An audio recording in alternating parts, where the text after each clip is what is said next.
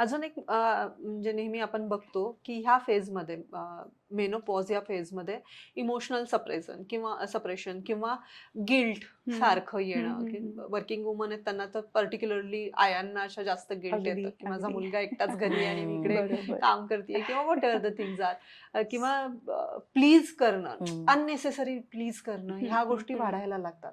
So हे जे emotional चढ उतार आहेत हं, हं, स्त्रियांचे, हं. हे थायरॉइड ट्रिगर करतं का? अगदीच.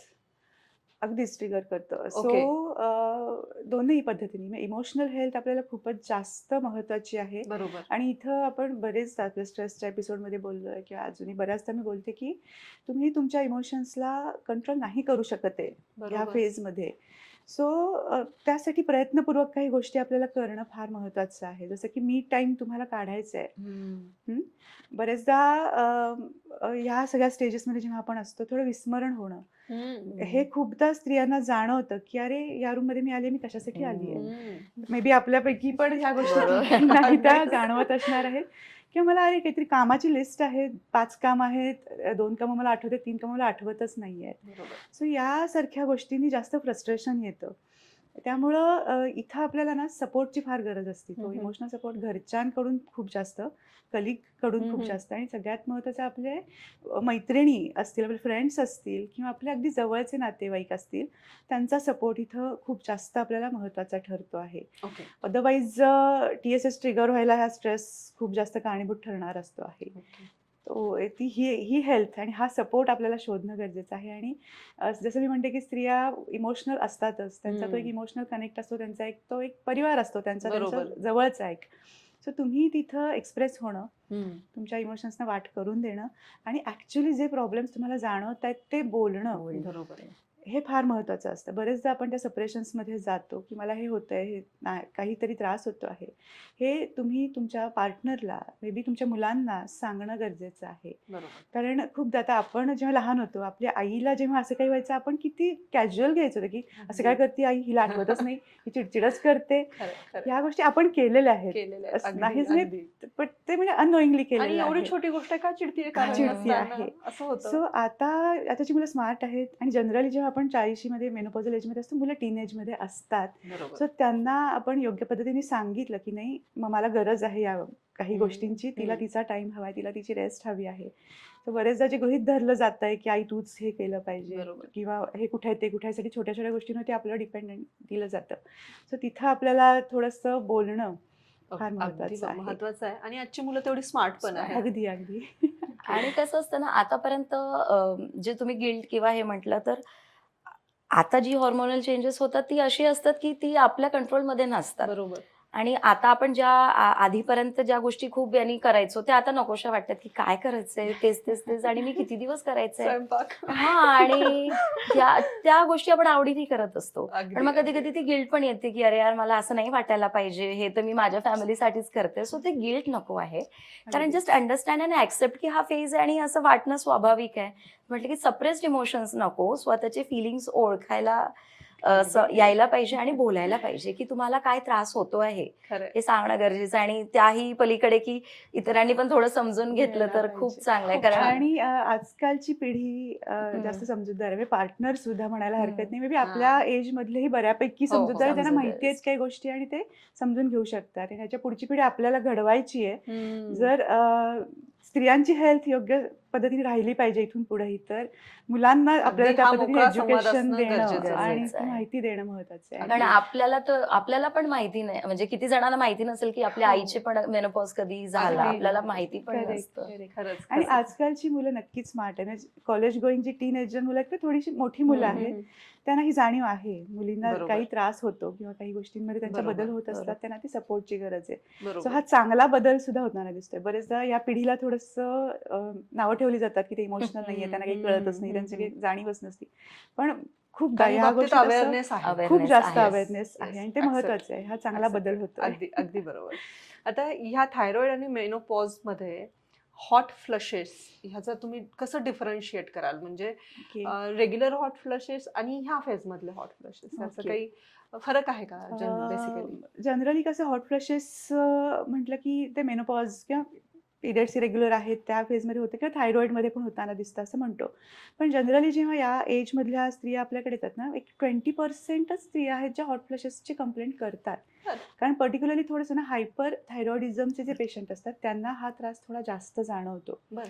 हॉट फ्लॅशेस म्हणजे काय की अचानक गरम होतं आहे, घाम येतो आहे. म्हणजे बरेचदा आजूबाजूचे लोक स्वेटर घालूनही बसलेले असतात, पण ही स्त्री घामेघूम झालेली असते. मग तिला एसीच लावला पाहिजे, फॅन पाहिजे किंवा अगदी जाऊन फ्रीज उघडून मला तो थंडावा पाहिजे. इतक्या प्रमाणात सुद्धा हे हॉट फ्लॅशेस ह्या हॉर्मोनल चेंजेसमुळे होताना दिसतात. ओके. सो याचमध्ये अजून एक स्टेज म्हणजे की रात्री झोपल्यानंतर स्वेटिंग होणं खूप जास्त पद्धतीने.